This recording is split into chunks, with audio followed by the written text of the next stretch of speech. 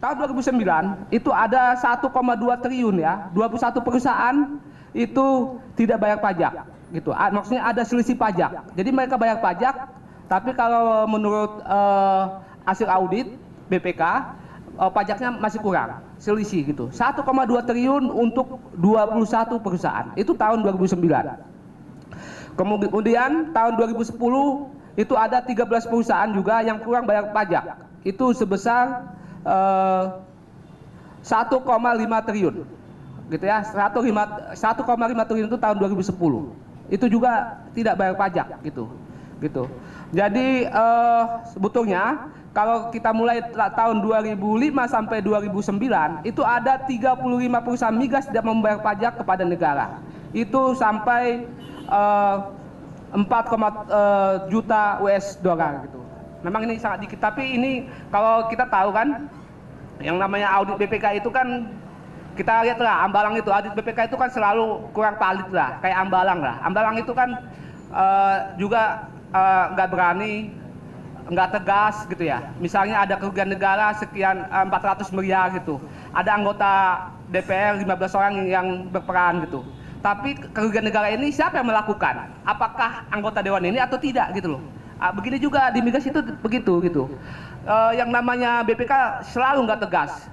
Namanya BPK itu selalu nggak berani, selalu hambar dia kalau kita membaca hasil audit BPK itu. Makanya hasil audit itu mereka kasih ke KPK. Kalau seharusnya kan, kalau udah menemukan kerugian negara kan, itu harus menemukan siapa orang yang melakukan atau siapa penyelenggara negara yang melakukan kerugian negara. Seharusnya begitu dong audit BPK gitu loh. Itu yang dilakukan. Ini malah dikasih ke KPK gitu loh. Kalau dikasih KPK lagi kan waktunya lama lagi. Lama lagi waktunya untuk menelah siapa penyelenggara negara yang melakukan korupsi tersebut gitu. Begitu juga di dalam migas. Dalam migas itu begitu, sangat hambar sekali yang namanya hasil audit BPK tersebut itu. Dan banyak temuan, memang banyak pajak-pajak gitu, pajak-pajak yang menyimpang, tidak selisih bayar. Udah itu ada suatu di wilayah Sumatera itu yang namanya perusahaan kontraktor itu, dia itu